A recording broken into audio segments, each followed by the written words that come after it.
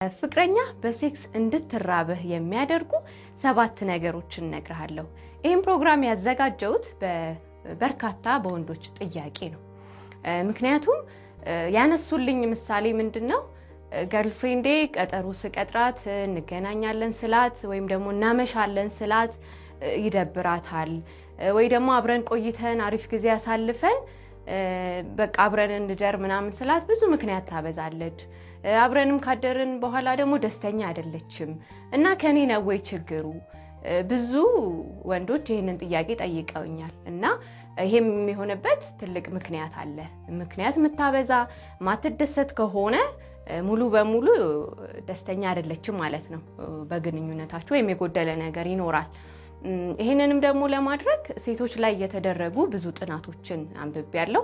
እንደዚሁም ደግሞ በግሌ የተወሰኑ ሴቶችን ማናገር ችያለሁ። ስለዚህ ከጥናቱ ካገኘሁት እንደዚሁም ሴቶቹ ከነገሩኝ እውነት ተነስቼ ፍቅረኛ በሴክስ በጣም እንድትፈልግህ የሚያደርግ 7 ነገሮች እነግርሃለሁ። አንደኛው ወይም የመጀመሪያው ፍቅረኛ በሴክስ እንድትራብህ የሚያደርጋት እወቃት የሚለው ነው። እሷን የምር በደንብ ማወቅ አለብህ። የምታውቃትን በማዳመጥ ነው። አብራችሁ ስትሆኑ የምታወራልህ ነገሮች አሉ። ወንዶች ብዙ ጊዜ ትኩረት አታደርጉም ሴቶች በሚያወራቸው ወሬዎች ላይ። ይሄ ግን ለሴቶች ትልቅ ነገር አለው። ለአንተም በደንብ እንድታውቃት የሚረዳህ ይሄ ነው። ስለ ራሷ ላታወራልህ ትችላለች፣ አይናፋር ልትሆን ትችላለች። ወይም ደግሞ ብዙ ጊዜ ስለ ስሜት ስለ ሴክስ ምናምን ማውራት ብዙ ፍሬ አይደለንም። በባህላችንም በተለይ ሴቶች ጭምት የመሆን ነገር አላቸው እና የምታዳምጣት ግን ከተለያዩ ወሬዎቿ ስሜቷን ለመረዳት ነው። ስለ ሙቪ ልታወራልህ ትችላለች፣ ስላየችው ሮማንቲክ ሲን ልታወራልህ ትችላለች። እንዴት እንደያዛት ደስ ሲል እንዴት እንደሳማት ምናምን የምትልህ ነገሮች ሁሉ እሷ የሚያስደስታት ወይም እሷ እንዲደረግላት የምትፈልገው ነገር ስለሆነ ማዳመጥ አለብህ። ስለተለያየ ነገር ልታወራልህ ትችላለች። ወሬዎቿን አዳምጠህ በማስተዋል ያዛቸው። ከዚህም በኋላ ሌላ ቀን ስትገናኙ እሷ ካወራችሁ ወሬ ተነስተህ ወሬ ስታወራ ወይ ደግሞ ያለችህን ስታስታውሳት በጣም ስሜቷን ከፍ ማድረግ ትችላለህ። ስለዚህ ሴት ልጅ ማዳመጥ እና ማስተዋል የመጀመሪያው ቁልፍ ነው። ሁለተኛው ሴት ልጅ በሴክስ እንድትፈልግህ ማድረጊያው አክብራት። የምታከብራት እንግዲህ ቁጭ ብድግ በማለት ወይ ወንበር በመሳብ ብቻ አይደለም። ግልጽ ሁንላት። ስልክ ስታወራ አጠገቧ ከሆንክ ፊት ለፊቷ አውራ። በግል የማውራት ግዴታ እንኳን ካለብህ ጀምረኸው አብረሃት ሆነ ወሬውን ጀምረኸው መሄድ ትችላለህ። ስልክን ስታስቀምጥ ፊት ለፊቷ አስቀምጠው፣ አትደብቃት ምንም ነገር። የሆነ ነገር እንደደበቅካት ስታስብ መጠራጠር ትጀምራለች ወይም ስሜቷ እየቀዘቀዘ ይሄዳል ላንተ ያላት ነገር። ሌላው ደግሞ አብረሃት ሆነህ ሌሎችን ሰዎች የምታናገርበት መንገድ በጣም በአክብሮት መሆን አለበት። አንደኛው ሴቶችን ስሜት የሚያጠፋ ነገር የወንድ ልጅ ንግግር ነው ከሌሎች ጋር። ምናልባት ሆቴል ውስጥ ሆናችሁ አስተናጋጁ ሊያናድድህ ይችላል፣ ትዕዛዙ ቶሎ ላይደርስ ይችላል ምናምን። ግን ስማንተ ምናምን ብለህ በንዴት ተነስተህ የምትናገረው ዲስሪስፔክትፉል ንግግር የሴት ልጅ ስሜት ያጠፋዋል። ሰውየውን ብቻ አይደለም እሷንም ያላከበርካት መስሎ ስለሚሰማት ስሜቷ ሊጠፋ ይችላል።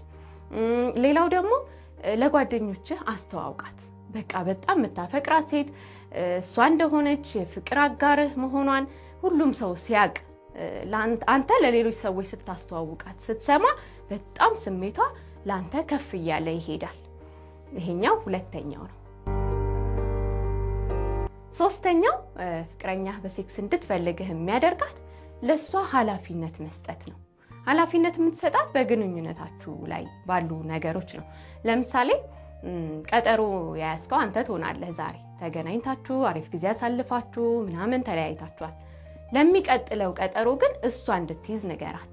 በሚቀጥለው አንቺ የፈለግሽበት ቦታ አንቺ የምትፈልጊውን ነገር ነው የምናደርገው ብለህ ለሷ ኃላፊነት ስጣት።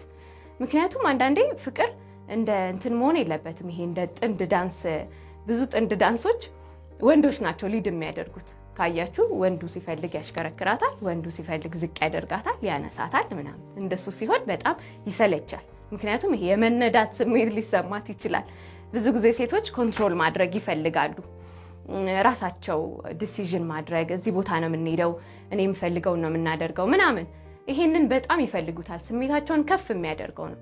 እንደገና ደግሞ የእሷንም ምርጫ እንድትመርጥ ትረዳታለህ። ሁልጊዜ በአንተ ምርጫ የሆነ ነገር ታደርጋላችሁ፣ በአንተ ምርጫ የሆነ ቦታ ትሄዳላችሁ። ይሄ ሊያሰለቻት የሚችል ነገር ነው። አንድ አይነት ነገር የምታደርጉም ከሆነ ለእሷ ምርጫውን ስትሰጣት የበለጠ ሪላክስ አድርጋ ከዚህ በፊት ላትነግረም ትችላለች እኮ መሄድ የምትፈልግበት ቦታ ሊኖር ይችላል። እሷ ማድረግ የምትፈልገው ካንተ ጋር ሊኖር ይችላልና እድሉን ስትሰጣት እሷ በደንብ ደስ ብሏት ካንተ ጋር ጊዜ እንድታሳልፍ ታረጋታለህ። ደስ ባላት ቁጥር ስሜቷ ላንተ አሪፍ እየሆነ ነው የሚሄደው። አንተም ደግሞ በዚህ አጋጣሚ የእሷን በደንብ ምርጫዋን ማወቅ ትችላለህ ማለት ነው። አራተኛው ፍቅረኛ በሴክስ እንድትፈልግህ ማድረጊያው አሽኮርመማት። እባክህ አሽኮርመማት። ይሄ እንግዲህ አማርኛው ቀላል ሊመስል ይችላል፣ ግን ማሽኮርመም ብዙ መንገዶች አሉት። እንደገና ደግሞ ትልቅ ስሜት የሚጨምር ነገር ነው። ለምሳሌ አብራችሁ እየበላችሁ እየጠጣችሁ ሊሆን ይችላል። በመሃል እጇን መያዝ፣ ጉንጯን መሳም፣ እያወራች ነው። ይህን ብዙ ወንዶች አታስተውሉትም። በቃ ቀጥ ብለህ ተንደርድረህ በልተህ ጠጥተህ ወደ መኝታ ቤት መሄድ ነው ብዙ ጊዜ የምታበዙትና እሷ መቼም የምታሞቃት ወይም ተረክ አድርገህ የምታስነሳት መኪና አይደለችም። ጊዜ ትፈልጋለች ስሜቷን ለማነቃቃት። ደስ እያላት ከአንተ ጋር መተኛት እስኪናፍቃት ድረስ ማድረግ አለብህ እንጂ በላን ጠጣን በይተነሽ እንሂድ ብለህ የሩም በር መክፈት የለብህም። ይሄ የምርም ስሜቷን ያጠፋዋል። ስለዚህ በምታወሩበት ሰዓት እሷ ኤክስፔክት ሳታደርገው ዝም ብለህ ጉንጯን ስትስማት፣ አብራችሁ እየበላችሁ እየጠጣችሁ እጅህ ልትታጠብ ትነሳለህ አይደል? ወደ መታጠቢያ ቤት ስትሄድ በጆሮዋ ውይ ልብስ ሲያምርብሽ ብልሃት ብታልፍ በጣም ስሜቷን ከፍ ታደርገዋለህ። ወይ ደግሞ ከጓደኞቻችሁ ጋር አብራችሁ ሆናችሁ ጊዜ እያሳለፋችሁ ወይ አንዴ መጣው ብለህ ልትወጣ ትችላለህ። ወይ ለስልክ ይሆናል፣ ወይ እንደዚሁ መታጠቢያ ቤት ልትሄድ ብለህ ይሆናልና በጆሮዋ ሄደህ ሊፕስቲክ ሲያምርብሽ ሳማት እያለኝ ነው ብልሃት ብትሄድ በጣም ከፍተኛ ስሜት እየፈጠርክባት ነው የምትሄደውና ተገዳ አይደለም፣ ወይም ደግሞ ካንተ ጋር ማደር ስላለባት አይደለም የምታድረው። በጣም ደስ እያላት እየናፈካት ነው ካንተ ጋር ጊዜ የምታሳልፈውና እነዚህ ነገሮች በጣም ትልቅ ቦታ አላቸው። ወንዶች ላታስተውሉ ትችላላችሁ። በተለይ ደግሞ ባልና ሚስትም ሆናችሁ ረጅም ጊዜ አብራችሁ ኖራችሁ አንዳንድ ሰዎች ባልና ሚስት ስለሆኑ ወይም ደግሞ አብሮ መኖራቸው ስለተረጋገጠ ብቻ በቃ ዝም ብሎ አብሮ መተኛት ምናምን ኮመን ይመስለናል፣ ግን አይደለም። ስቲል ሰዎች ስራ ሲሰሩ ይውላሉ፣ ሲያነቡ ይውላሉ፣ ወር ደብሯቸው ሊሆን ይችላል። ብዙ ነገር ያሳልፋሉ አይደል? ማታ ከሆነ የምትገናኙትና አብራችሁ የምትተኙት እስከዛ ድረስ ያለው ስሜቷ ላንተ መቀስቀስ አለበት፣ አሪፍ መሆን አለበት አይደል? ዝም ብለህ ስለመሸ ብቻ አብረሃት ብትተኛ በጣም የሚሰለች ምንም ስሜት የሌለው አይነት ፍቅር ነው የሚሆነው። ስለዚህ ይሄንን አትርሳ። በየደቂቃው አብራችሁ በሆናችሁ ጊዜ ሁሉ ስሜቷን ማነቃቃት አለብህ። አብረሃትም ካልሆንክ ወይ ሲመሽ ከሆነ የምትገናኙት እስከዛ ቴክስት እየላክ ደስ የሚሉ ነገሮች እየላክ ማስደሰት አለብህ። ልክ ደስ ብሏት ስትጠብቅህ አንተ እንደተለመደው ዛሬ አላማረሽም ምናምን የሚል ጥያቄ ውስጥ ሁሉ አትገባም። በቃ ኦልሬዲ እሷም ግላለች፣ አሪፍ ስሜት ላይ ናች ያለችው። ስለዚህ አንተ ጥያቄና አስተዋጽኦ አያስፈልግም። ይህንን በጣም ልታስቡበት ይገባል። አምስተኛው ፍቅረኛ በሴክስ እንድትፈልግህ የሚያደርጋት ከእሷ ጋር በመሆን ብቻ አትጠመድ።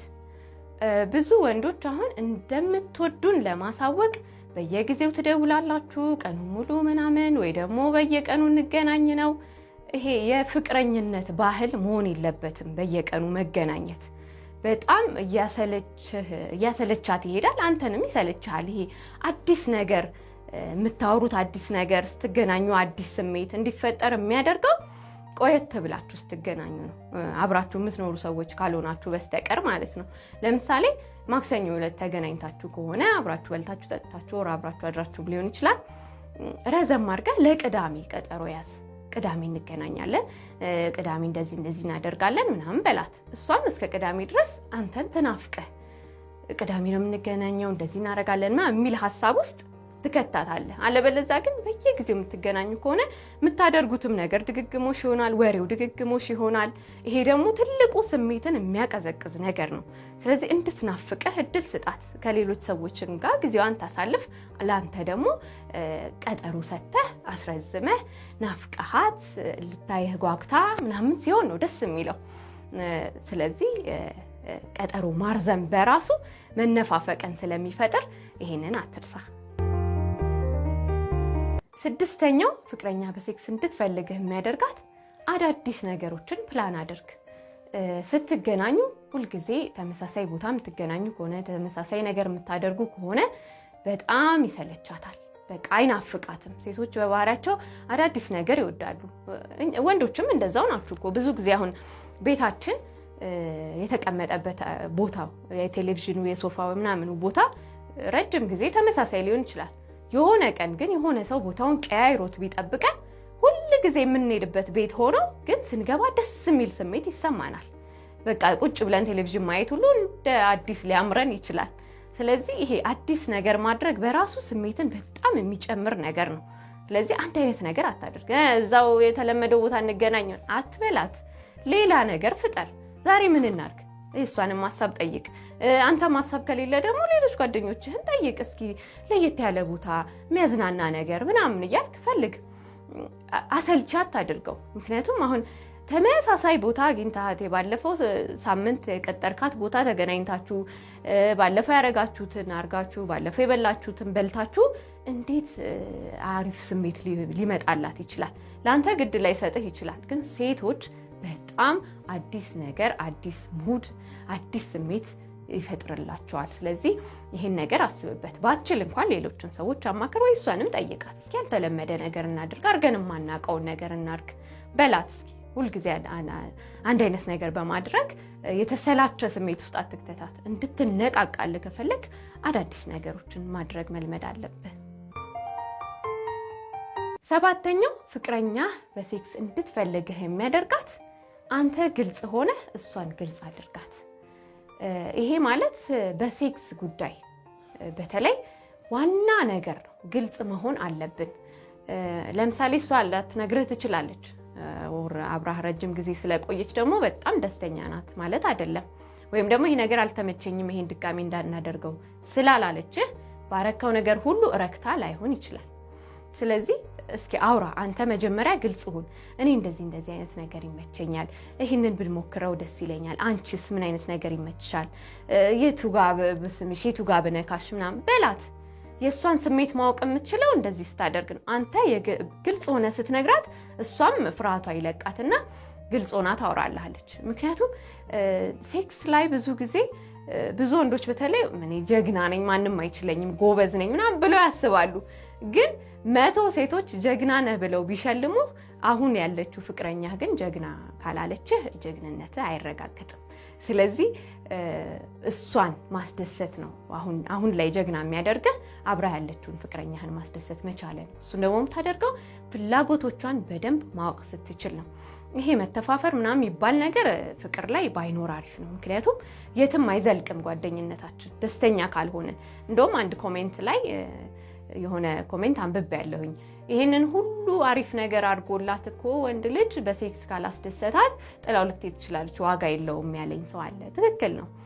ምክንያቱም እንትን አይደለም ይሄ እቺን ካረኩኝ ይበቃል፣ ይሄኛው ካለ ተዋደናል ምናምን የሚባል ነገር የለም። ረጅም ጊዜም አብራችሁ ብትኖሩ በሴክስ ካላስደሰትካት ወይም ካላስደሰተች ዋጋ የለውም። እንደውም አንድ ፕሮፌሰር ትዝ አሉኝ በዚህ አጋጣሚ።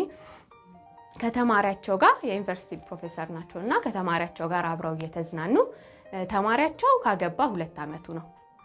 እሳቸው ደግሞ 20 ዓመት ምናምን ሆኗቸዋል። ከዛ አብረው እየጠጡ ምናምን መሸና ሰዓቱን ሲያይ 2 ሰዓት ሆኗል። በቃ ጋሼ እኔ ወደ ቤት ልሂድ፣ ሚስቴ ትጠብቀኛለች እራት ምናምን አላቸው። በቃ እሺ ሂድ ምናምን ብለው ቁጭ አሉ። እርሶ ሳይሄዱም እንዴ ልሸኙታ ምናምን ሲል አልሄድም እቆያለሁ አሉት።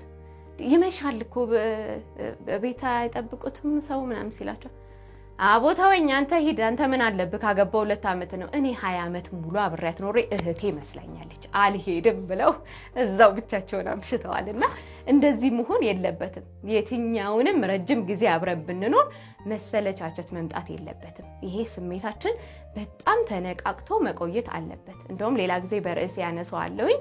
ግን ይሄኛው አይነት ፍቅር ኤሮስ ይባላል። ኤሮስ ማለት ሮማንቲክ ላቭ ወይም ወሲባዊ ፍቅር ማለት ነው። ማንኛውም ፍቅር ላይ ረጅም ጊዜ ቆየን አጭርም ጊዜ ሆነ ወሲባዊ ፍቅር ወይም መነቃቃት ከሌለ ሪሌሽንሺፕ ውስጥ መሰላቸት ይመጣል። እንደ እህትና እንደ ወንድም እየታሰብን ደግሞ አብረን መቀጠል አንችልም። ስለዚህ ይሄንን አንተ ግልጽ ሆነ ይሄ ይመቸኛል፣ ይሄን እወዳለሁ፣ ይሄን አልወድም እያልክ ንገራት። ስፔሻሊ ደግሞ በዚህ ጉዳይ ልነግራችሁ ፈልገው ወንዶች ከተለያዩ ሙቪዎች ወይም ከተለያዩ ቪዲዮዎች ላይ ያያችሁትን ቴክኒክ እንደ ፐርፌክት አትጠቀሙት። ምክንያቱም ያ ቴክኒክ ፊልሙ ላይ ወይም ቪዲዮ ላይ ሰርቶ ሊሆን ይችላል፣ ካንተ ፍቅረኛ ጋር ግን ላይሰራ ይችላል። ስለዚህ የሷን ስሜት ካላወቅ በስተቀር አሪፍ ልትሆን አትችልም። ጠይቃት፣ እወቅ ስሜቷን፣ እሷን አስደስታት፣ አንተን ታስደስታለች። በዚህ አይነት መንገድ አሪፍ ፍቅር ሊኖራችሁ ይችላል። እሺ ተመልካቾቼ የዛሬን ጨረስኩ። ዊንታና ይልማ ነበርኩ ከአዲስ ኢንሳይት። አብራችሁን ስለቆያችሁ በጣም ደስ ብሎኛል። ሰብስክራይብ አድርጉ፣ ላይክ፣ ኮሜንት መጻፍ እንዳትረሱ። የዛሬን አብቃ።